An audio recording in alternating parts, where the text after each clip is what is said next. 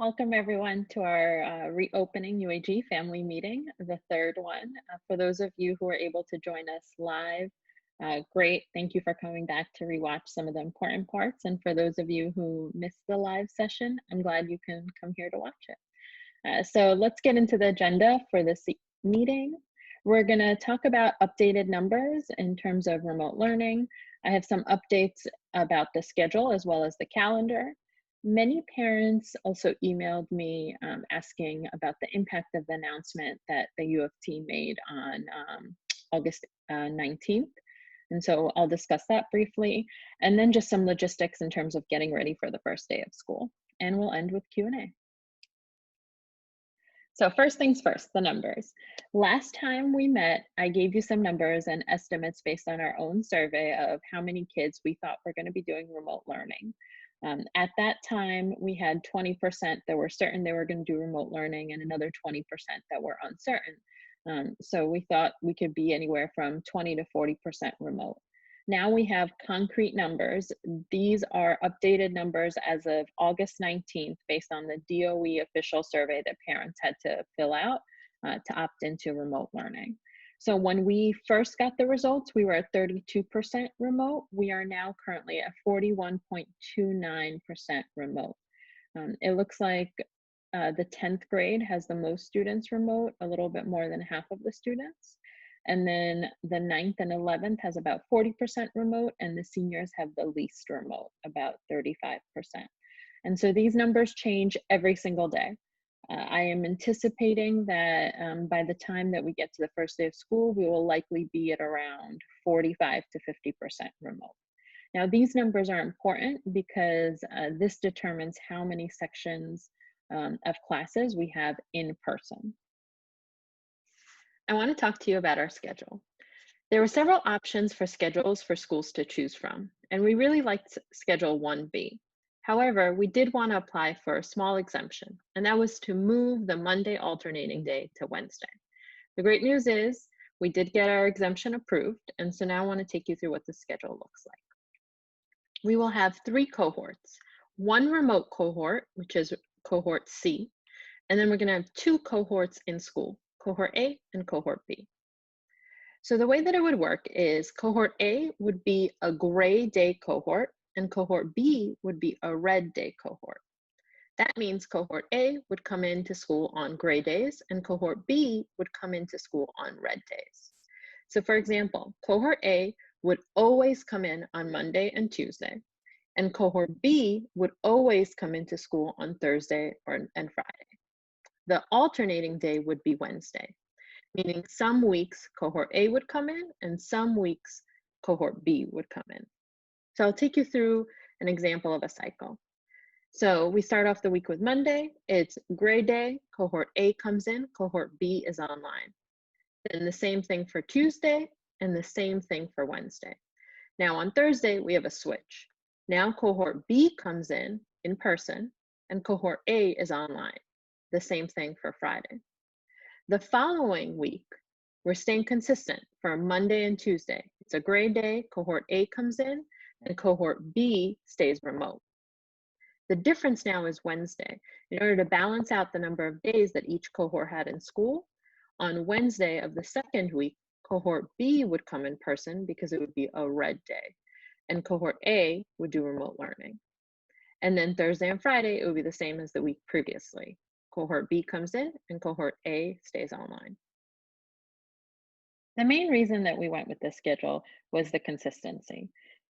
Group A gets to come in back-to-back days. Group B gets to come in back-to-back days. There's consistency for habits. There's consistency for instruction. It's a lot easier to plan instruction over consecutive days. It really sets kids up for their remote learning days as well. It lends well to our CTE program where kids are doing a lot of hands-on activities and there has to be cleaning of equipment. And there's also less transition. That was really important for us. In many of the other models, there's transitions every day. And so kids were often having up to 3 transitions a week, which is a challenge for kids of any age. And of course, on Tuesday, our teachers can remind students about Wednesday. So they can remind them, oh, you're group A, you have to come in, or group B, you have to come in, as opposed to doing that on Monday and there being a little bit of confusion. Let's take a look at this chart. You received this chart in Jupyter Grades a couple of days ago. And I wanted to go through it a little bit more because I think a couple of parents and students were confused. They saw this first item and it said first day of school unknown dash November 13th. And a lot of people started thinking that school is starting November 13th. That is not what this means. What this means is the first quarter, think of it like a marking period, is from the first day of school until November 13th. You'll see over here there's 4 quarters. So again, think of it as 4 marking periods. Each of these marking periods designates the windows for when you can switch and start blended learning. Remote learning, you could do at any point. If you want to switch to remote learning today, you can switch. You want to switch to remote learning tomorrow, you can switch. You want to switch to remote learning February 23rd, you can switch. You can switch into remote learning at any point. You just fill out the survey. It's the same one that I've emailed to you several times, and you switch into remote learning. The challenge is switching from remote learning to blended. So let's say, hypothetically speaking, you've already signed up for remote learning. You want to do remote learning, you're a little anxious about the start of the school year.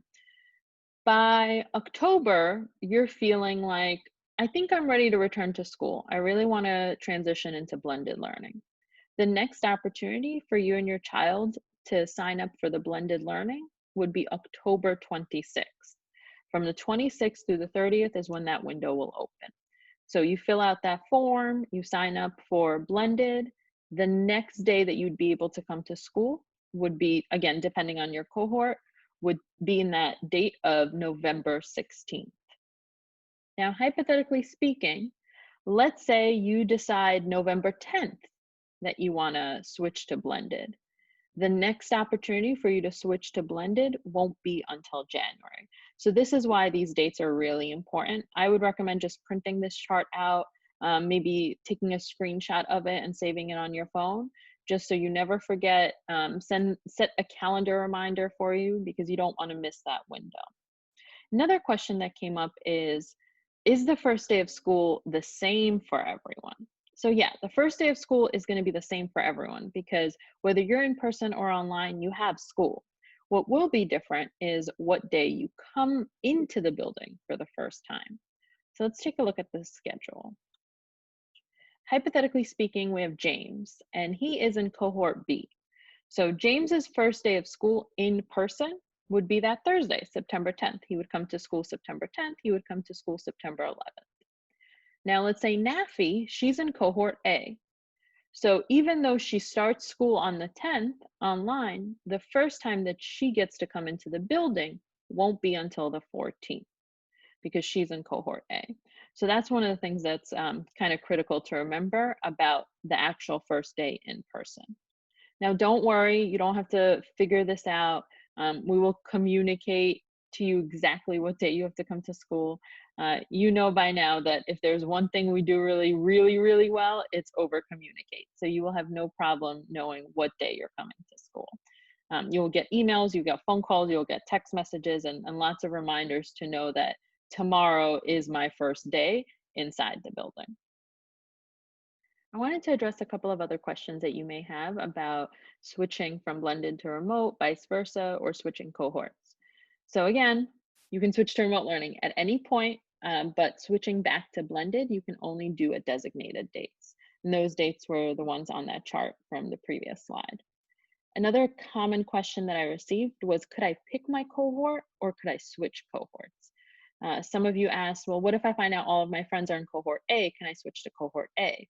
Or what if I prefer to come to school on Wednesday, Thursday, Friday? Can I switch to cohort B?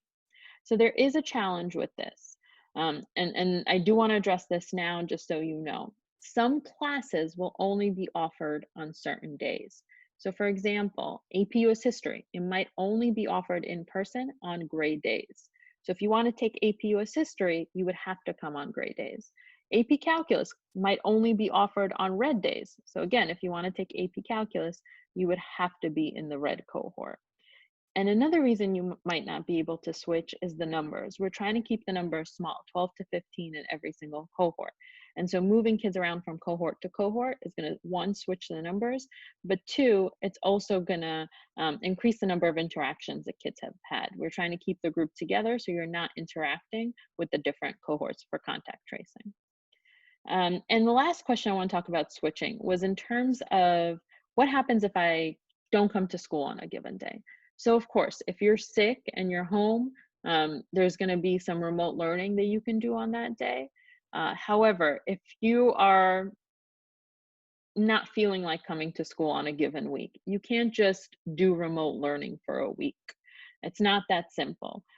Because one of the things that we might have to do is we might have to have different teachers for remote learning than we have for in-person learning. And I know that's one of the biggest questions that I'm getting. Are UAG teachers gonna be teaching the remote learning? I don't have an answer for that yet, because a lot of it is in terms of teacher capacity and teacher availability. We're still waiting to hear for accommodations for some teachers who requested to work from home. We haven't received all of them yet. And so there's a lot of logistics that make that challenging. My priority, and I want you to know that my priority is, yes, to have every UAG teacher teach every UAG kid. I know that the reason you came to UAG is not because of our cool t-shirts. It's not because of me.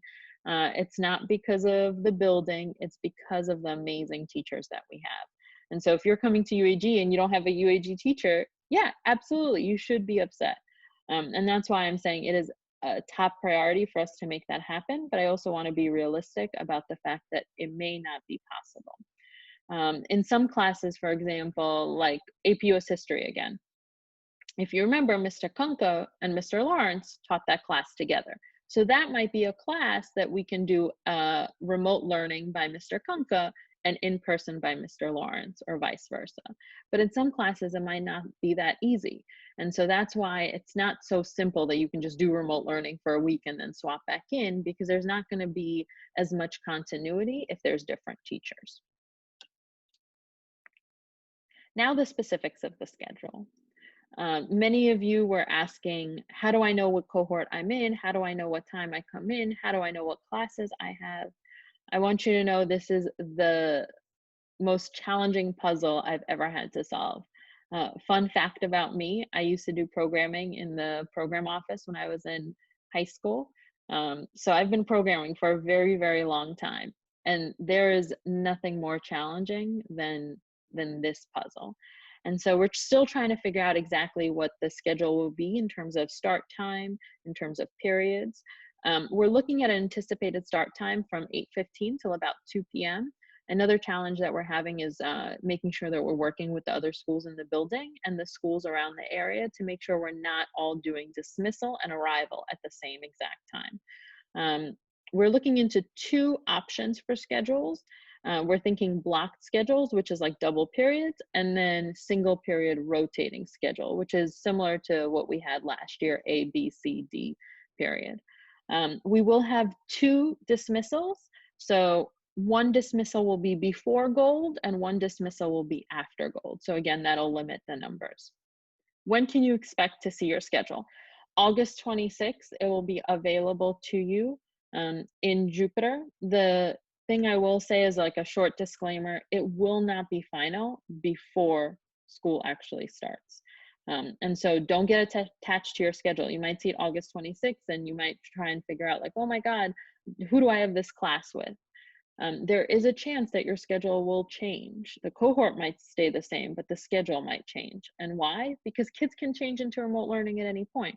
So if several students between August 26th and September 10th switch into remote learning, we may have to reprogram. So I did just want to warn everybody about that. A question I received last night and via email is, can I switch classes? Can I switch what period I have a certain class? So remember, you're taking your classes with that group of 12 to 15 kids. So if you switch one class, that means you're switching the entire pod of kids that you're taking class with.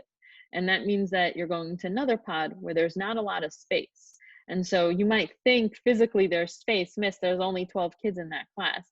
But because of the restrictions for social distancing and the larger domino effect it might have, the answer may be no.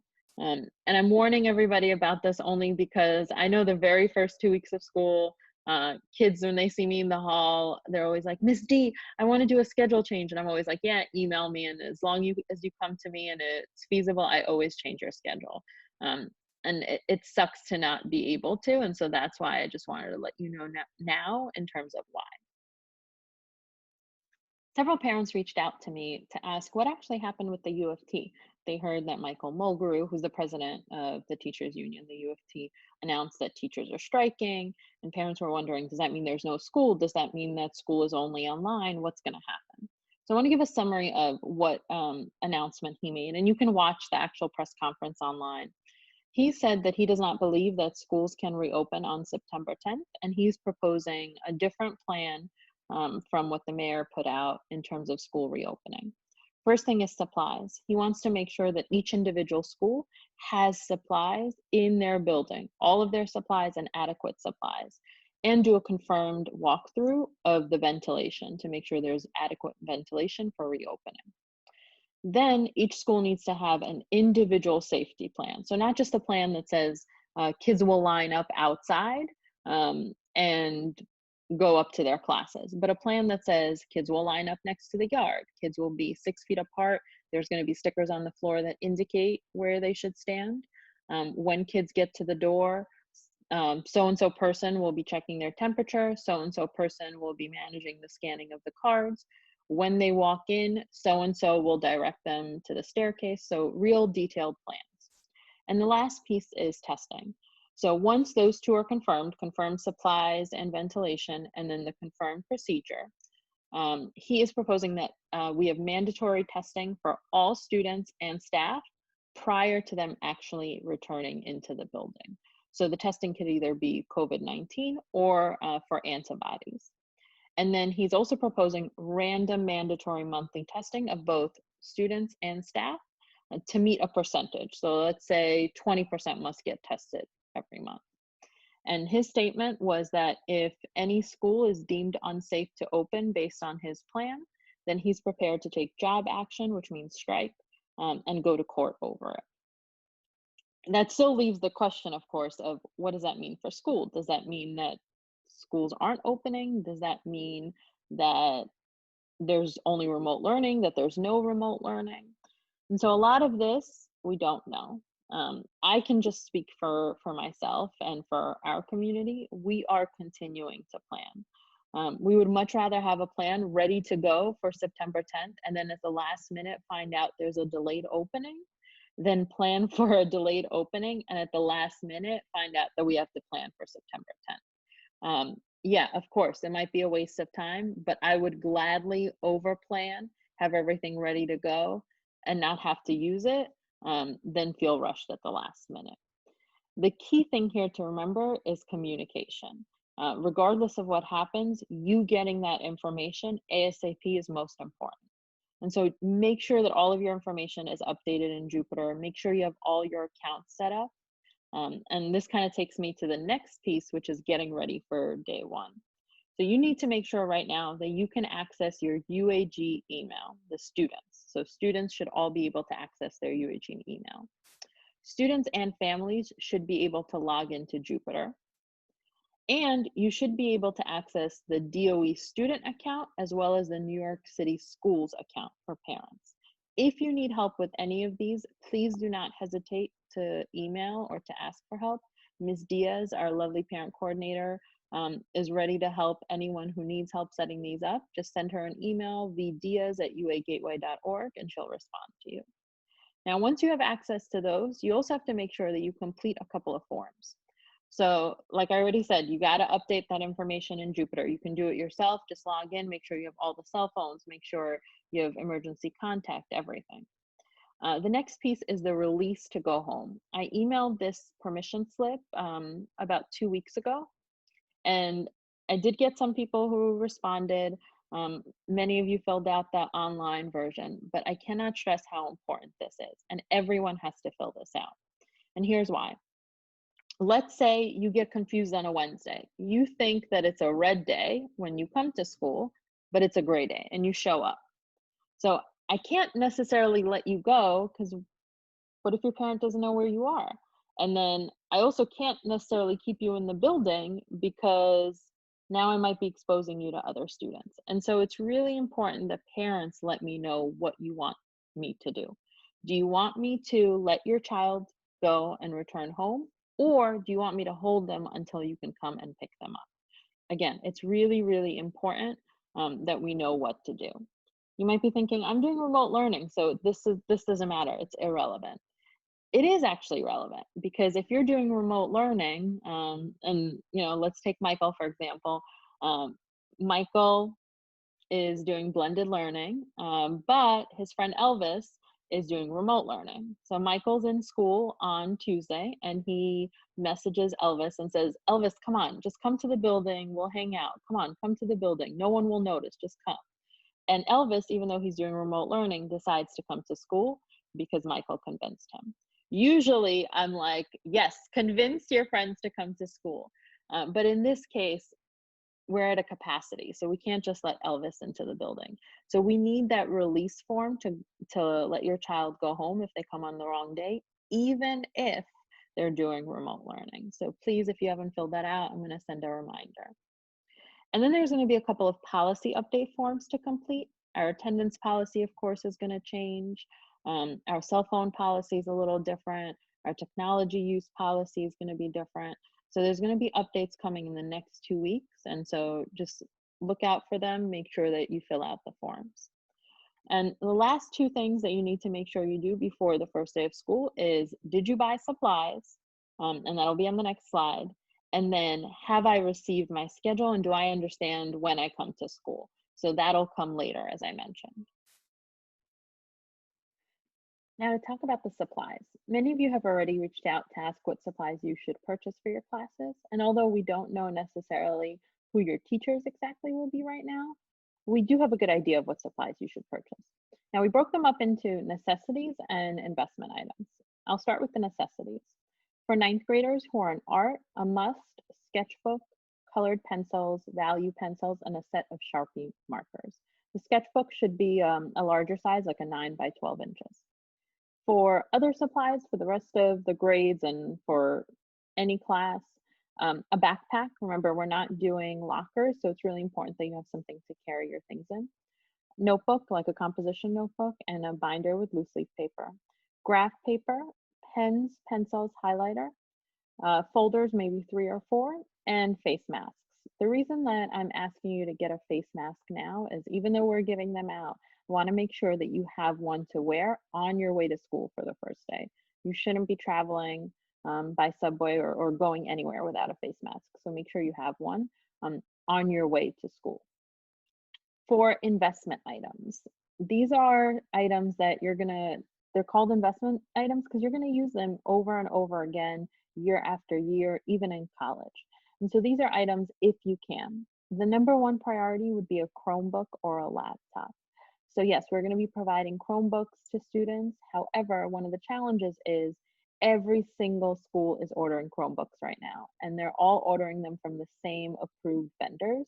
And so many of the vendors are out of stock or delaying shipment of the Chromebooks. So if you can, I recommend purchasing one. It'll also be something you can use for several years and into college even. A TI-83 plus calculator. Whether you're taking algebra, you're taking geometry, algebra 2, calculus, you will need to use this calculator. TI-83 plus or TI-84 works. Don't get the TI-89. Those are a little bit more complicated to use and only really useful in AP calculus. So I would recommend the TI-83 or 84. Again, this is an investment piece. It's something that you're going to be using all the time. You'll be using it whether you're in person or remote. So please make sure if you can buy one to get one. I put a printer on here, and I know this seems silly. I didn't realize how difficult it is to work with everything on the computer screen, especially if you're working on a laptop. It's so hard to see everything. And so I would recommend, especially for students who are doing remote learning only, to invest in a printer. It will be really helpful to print some of the work out, to print out some of the reading, even to just give your eyes a rest so you're not staring at the computer screen all day. The other investment items are more for investing within our community. So Clorox disinfectant wipes, I think, are something that are going to go really fast. Some paper towels, disinfectant spray, and hand sanitizer. And the reason that I'm saying these are items to support our community is these are items that we'll be putting into the classrooms and using every single day. Now, the DOE is going to send these items. They said that every school will be stocked for 30 days. However, as of right now, we haven't received all of our items. So schools are supposed to get face masks, thermometers, disinfectant wipes, some gloves and gowns and additional PPE for any individuals who are taking temperature checks and in isolation rooms. We're supposed to be receiving plexiglass for the main office, electrostatic sprayers, the electrostatic sprayer solution, cleaning solution and paper towels, hand sanitizer, social distancing signs, and decals. So as of right now, the only two things that we've received are the electrostatic sprayers and the hand sanitizers. I do believe that disinfectant wipes are going to go really, really fast, as are the paper towels, because we're going to have students clean the desks after using them and staff clean the desks after using them. So that's why I say if you can contribute that would be great. I want you to know, you know how annoying I am with you guys, how we call you nonstop to remind you of the meetings, to remind you to fill out a form, to fill out a survey. That is not just me, that is everyone in the UAG community. We are relentless, we will not stop. And so do not worry. We have been reaching out about the status of all these items every single day, multiple times a day, emails, phone calls, Twitter, you name it. We are on top of this. So I know right now it looks very scary to see that we only have 2 items off this list. We will make sure that we have all of these items, because school cannot open without all of these items. So do not worry, and I'm going to keep you updated as well. Every single day, I'm calling and I'm getting a status update on the delivery. And now for Q&A. So of course, I know you can't ask questions while you're watching this YouTube video. However, you can email me any questions that you have. What I'm going to do is, since you can't ask the questions, I'm going to share some of the questions that folks brought up during the live session. A question that we received was around students with IEPs. How will students with IEPs receive their mandated counseling, their mandated services, whether they're in person or remote? So if you remember in March of last year, you might have either March or April, you probably received a phone call or an email from one of the special education teachers asking to meet to do a remote learning plan with you. And so we're going to be doing the same thing in the beginning of school. Our special education team is going to be meeting. They're going to be reviewing all of the IEPs. Actually, they've already reviewed the incoming student IEPs. And they're going to be breaking up the cohort to make sure that every single student has a dedicated special education teacher assigned to them. That teacher will be reaching out to the family of the student and the student as well to come up with a remote learning plan. Last year, when we designed those remote learning plans, we were designing them not knowing anything about how students do learn best in remote learning. Now we're going to have a lot more data from last year, and so they'll be redesigning how we implement the IEP in a remote setting. So the support that students need in person is going to be very different from in an online setting. Some students might just need someone to sit one-on-one with them and do the work over the phone, for example, as opposed to the computer, while other students might need scaffolded worksheets or notes on the videos that they watch. And so we're going to take a very tailored approach to each individual student. I'll share some of the things that we did last year that really worked. Our special education teachers did a lot more one-on-one gold with our special education students, and that seemed to work very well. Some students did better in small groups, and so we're going to do whatever is best for the individual students. A very common student question that we were receiving was, can we go out for lunch? Who's allowed out for lunch? So as of right now, lunch is at the end of the day. And so at the end of the day, If you don't have gold, you're gonna grab your lunch and you're gonna head on out. If you have gold, you're going to stay for gold, then you're going to grab your lunch and you're going to head on out. And so we want kids to eat outside as opposed to eat inside classrooms. Um, I recommend bringing a snack if you can. We are also going to purchase some granola bars and Go-Gurts and other snacks so kids have something to snack on during the day if they get hungry. But in terms of lunch, that'll be outside of school on your way out. If you would like to bring your own lunch and not have the school lunch and eat it on your way out, that's okay as well. Several families asked what kind of laptop should they purchase? Should be a PC, a Mac? So you obviously can't ask me because if you know me, you know that I'm a diehard Apple fanatic. I will always say Mac in terms of preference. However, for the purposes of remote learning, if you were not planning on already investing the money in an Apple laptop, a MacBook, um, don't make this the reason that you invest in one. They are a lot more expensive.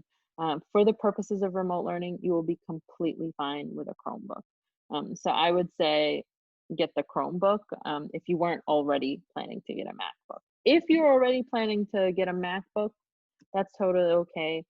Get the MacBook. The thing that should drive your decision is what you can afford, um, not necessarily what's the thing that's shiny and Ms. D is recommending. We received a lot of inquiries about clubs. Will there be sports? Will there be gamer haven? What will after school programming look like? We are looking more into that.